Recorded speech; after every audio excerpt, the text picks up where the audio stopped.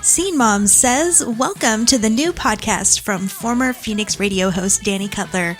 Each week bringing you independent music, industry news, the occasional interview, and other fun segments. Let's get to it.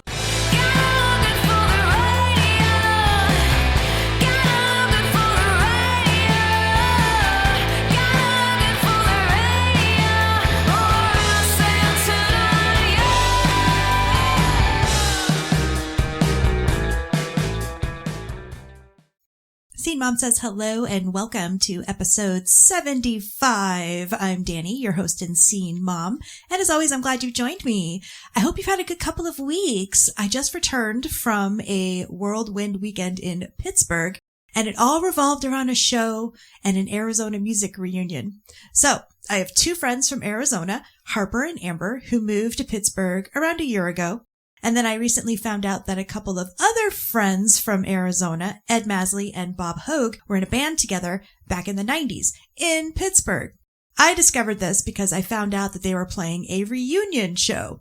So I decided to go, and it was fantastic. I'd never been to Pittsburgh before, so Harper and Amber showed me around, and then the show itself was also fantastic. Sold out too, so I barely got to see the Frampton brothers perform. It was very, very packed. But Government Center, where the show was, is a pretty cool spot. They have a bar area, a coffee shop, then there's the stage, and then as you keep walking through, there's a record store. So plenty to keep you busy. I browsed records while listening to them perform. So now I've just been catching up because I took that Friday and Monday off to drive, and then I spent the weekend and didn't really think about work, which is also great, but all of it has been catching up since, so I couldn't get a show in this week. It has really been a busy time. It is the Massachusetts Cultural Council grant application season. And not only am I helping promote it, being part of the Winchendon Cultural Council, I'm also working with Soundbites Events to write many, many grants this year. Plus, I've been working to get as far ahead on things as possible as I'm giving myself a vacation. Staycation. But I really need some decent time off work. I know I've said this many times, and it is absolutely true. That adage, if you love what you do, you never work a day in your life. Total BS. Work is work, whether you love it or not. And being my own business of one employee, it's even more important to give myself that time off so I can reset. I have the best boss for understanding this. All right. Well, let's get back to it. It has been a while since I've done a regular show format after the two-part awesome Amanda Melly interview shows. So I've got your music news, music history, marketing tip, and I have 5 awesome indie tracks for you. So let's get back to the music, starting with the band that I drove to Pittsburgh to see. Here are the Frampton Brothers and File Under F for Failure.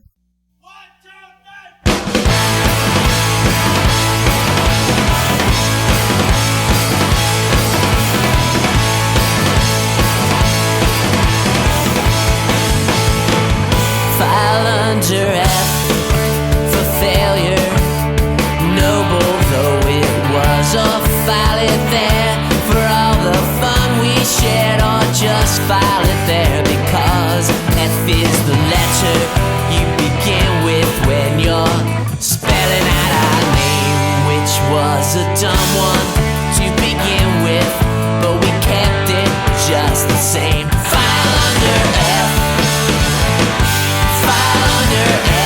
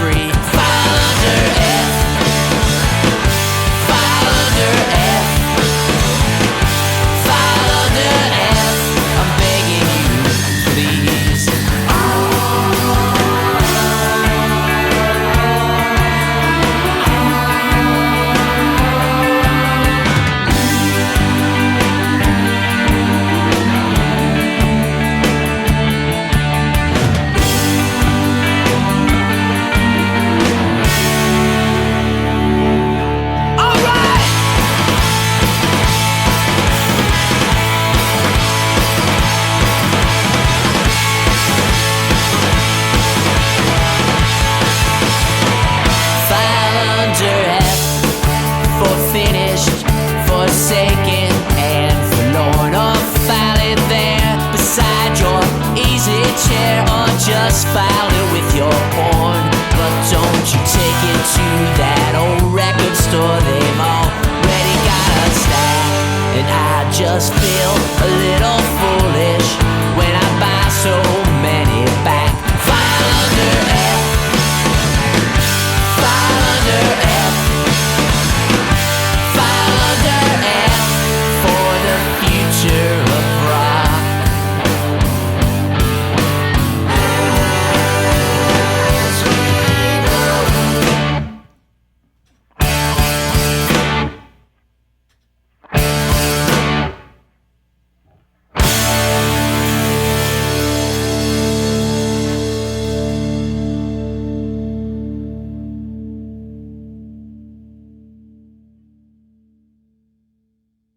This is the Scene Mom Says podcast with your host Danny Cutler. It's now time for your music news. The FCC is proposing to roll back parts of a transparency rule that forces internet service providers to itemize every discretionary fee on consumer bills, including location-based charges for things like pole rentals or right-of-way costs.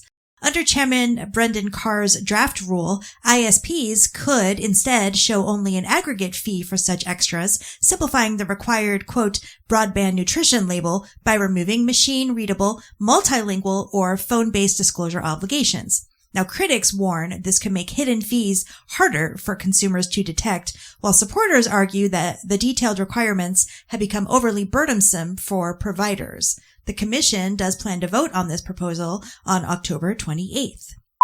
A recent NIVA, which is the National Independent Venue Association study, reveals that independent music and live performance venues generate far more economic impact than often acknowledged, yet many are operating at a loss.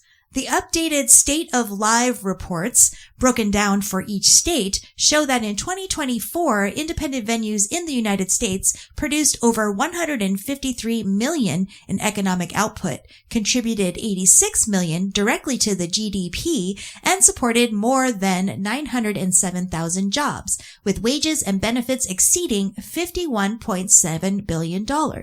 Now, despite this scale, financial fragility is pervasive. Over 64% of indie venues nationwide reported being unprofitable in 2024, and some states saw unprofitability as high as 80 to 81%. The study shows rising costs, staff, insurance, rent, and artist fees, anti-competitive pressure from industry giants, and predatory ticket resale practices as key threats. Now, ultimately, NIVA argues the localized data arms communities and policymakers with evidence to better support and protect these cultural pillars at the state and local level. Yes, you absolutely should support your independent venues. And finally, lover or hater, it doesn't really matter. Taylor Swift's release of The Life of a Showgirl is being hailed not just as a musical event, but as a finely tuned business strategy. Her latest album rollout has leveraged her fan-obsessed brand from surprise variants and merch drops to timed reveals in ways that reward engagement and they do maximize revenue. The album soared to become Spotify's most streamed debut in a single day this year, but Swift's real profit engine continues to be limited edition vinyl, CDs, and branded goods. Behind the spotlight lies a savvy commercialization of her publicly unfolding love story, victory lap from her tour success, and celebrity persona, which is all woven into this narrative that fans really feel invested in. Like I said, lover or hater, any small business or any smaller indie band could definitely glean some ideas from this in their strategy. And that's your music news this week. So if you have any feedback or other thoughts or news to share, you can email me, scenemomsays@gmail.com.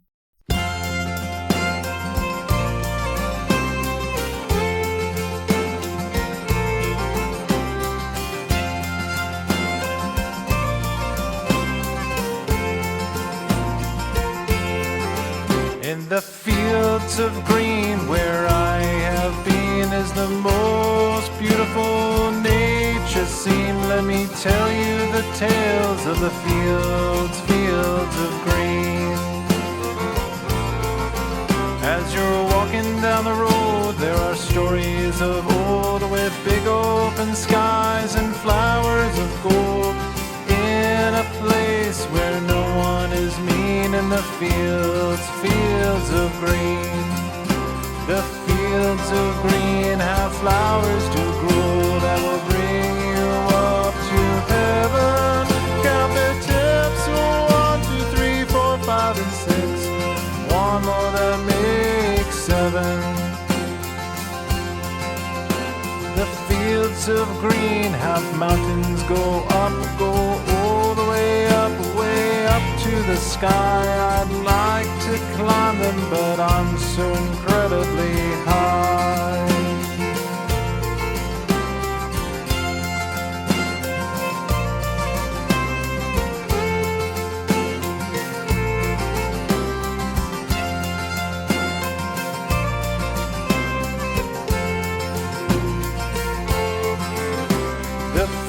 Of green is a made-up place. As I'm taking this joint to my face, I'm thinking about this all in my head as I'm lying here in my bed.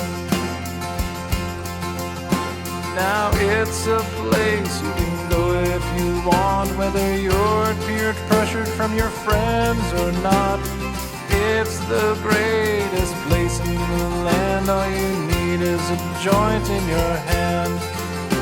The fields of green have rivers and streams. It's the most perfect nature scene as I'm sitting here smoking that blue dream in the fields, fields of green. In the fields of green where I have been is the most beautiful nature scene. Now you know the tales of the fields, fields of green.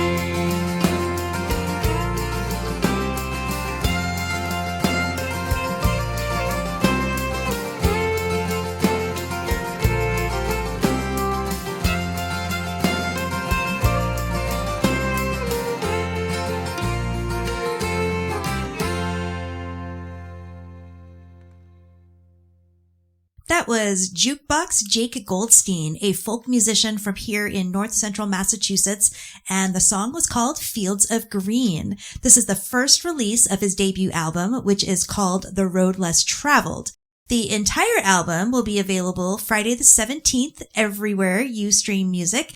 And if you happen to be in the area, meaning Massachusetts or even New England if you feel like driving, he's having an afternoon release show Sunday at noon at Bull Run in Shirley.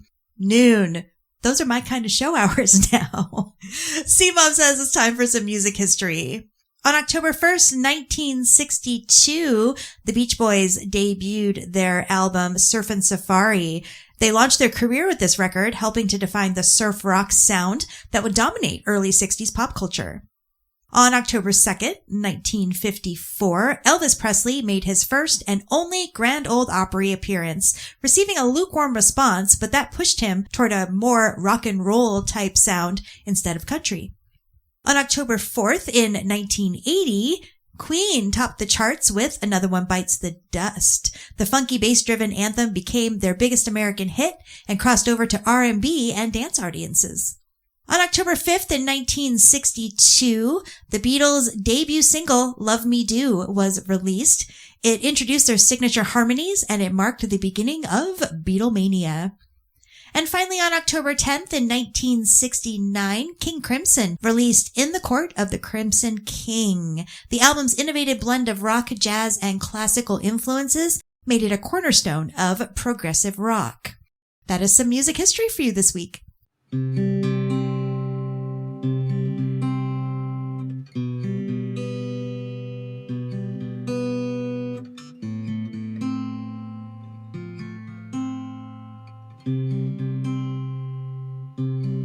If I'm being honest, I didn't mean to do this. I didn't want to break your heart, I know I did. If I'm being honest, sorry I did this. Followed my heart, but my mind had other plans. In my thoughts,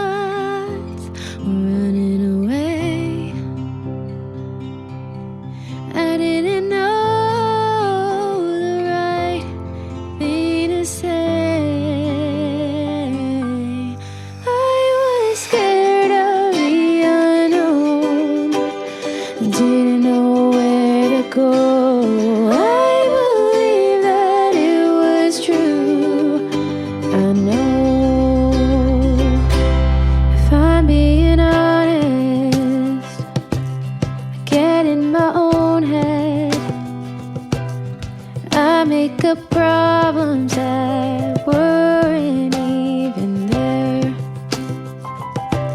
If I'm being honest, it's nothing that you said.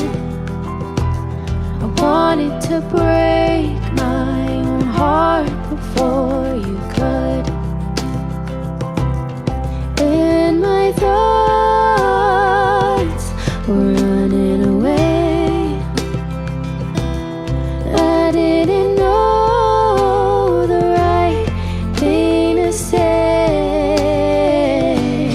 I was scared of the unknown, didn't know where to go. I believe that it was true. I was scared of the unknown, didn't know where to go. I believe that it was true. I know, if I'm being honest, it seemed perfect. It wasn't easy for me to choose myself. If I'm being honest, I don't regret this. I knew that it was better off this way. I knew that it was better off this way.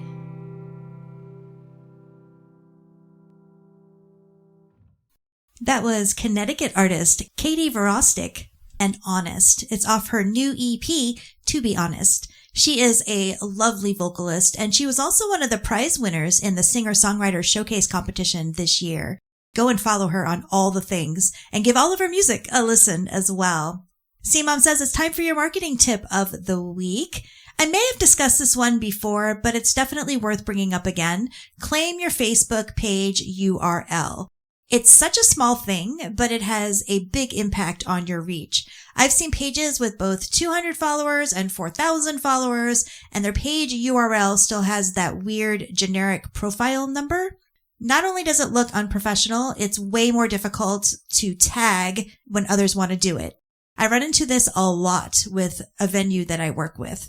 There are many artists that I just can't tag easily or at all because they don't have that official URL. Side note, this is also another problem with automatically cross-posting from Instagram to Facebook because no one ever checks their Facebook page and they don't think about updating it. How do you do it? Go to your page settings, then go to page setup, then name, and you'll be able to edit and put your own little URL name in there. A little bonus tip, especially for musicians. Yes, a Facebook page is still important, so make it look good. You never know where people are discovering you. And as always, if you want to chat more about marketing and promoting your music or your brand, you can schedule a consultation with me at dannycutler.com. And you can also subscribe to the newsletter for even more that comes out every other week, roughly. And there's also the private Facebook group as well. I'll have all the links, of course, in the show notes.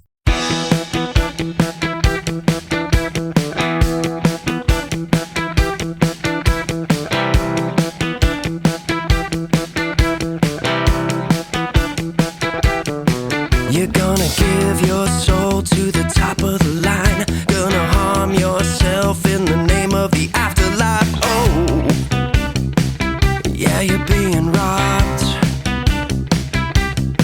She wore a black dress, silhouette, off-brand cigarettes, knee-highs, black slip. She doesn't give a fuck.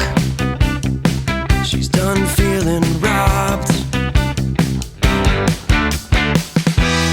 Giving me something ain't better than nothing. But I give and I give and I give. Giving me something ain't better than nothing. And I give and I give and I give. You've done your best to bring me to my knees. Don't give me nothing, I don't want nothing. You won't get nothing from me.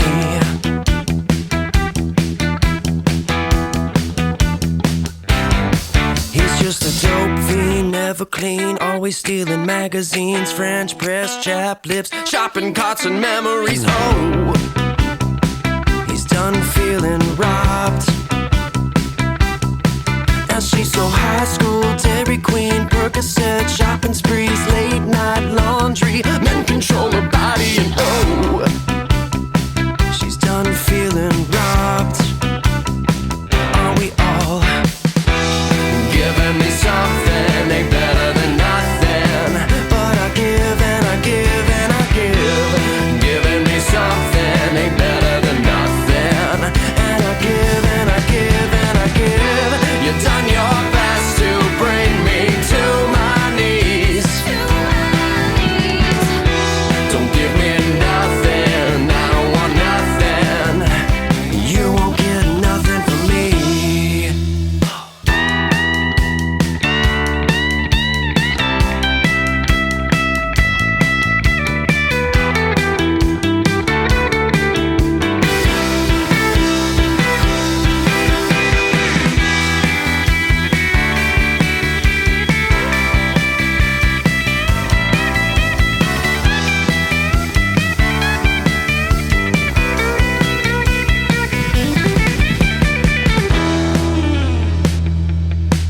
Oh, he's the Y2K dopamine, heavy metal drama queen. Lost his heart but loves the scene. Shakes too much to play a thing. Oh, he's done feeling robbed. Oh, we are all giving me something ain't better than nothing. But I give and I give and I give. Giving me something ain't better than nothing. And I give and I give and I give. You've done your best to bring me to my knees. Oh, to my knees. Don't give me nothing, I don't want nothing. You won't get nothing from me. No, you won't get nothing from me. No,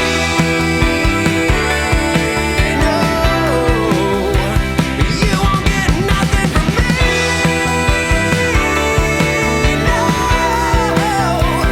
you won't get nothing from me. No, you won't get nothing from me.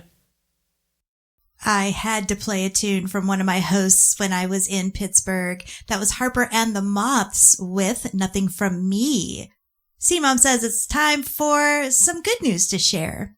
Chaperones, Visions of Damsels and Other Dangerous Things pop-up concerts at Brookside Park in Pasadena back on October 10th and 11th showcased her commitment to caring about her fans. Those who arrived early to secure front row spots were greeted with just wonderful amenities, including water refill stations, parasols for shade, portable bathrooms, charging stations, and even an air-conditioned bus so you could escape the heat. Now, these efforts did transform the wait into a comfortable and just a nice experience, which reflected Roan's dedication to her audience. The sold-out events featured DJ sets by Trixie Mattel and opening performances by Hemlock Springs, and Roan headlined at 9 p.m. I love it when I see artists, especially more famous artists, taking care of their fans.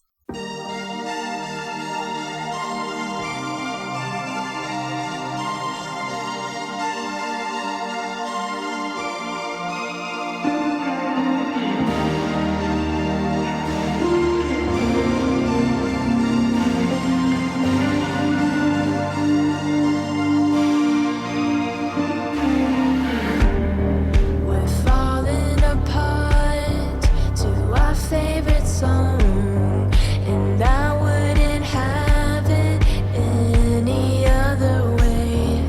I pray to the stars, my intuition's wrong. No matter your words, I cannot be swayed. Feel me to the edge, steal my soul again. I wish I was unafraid.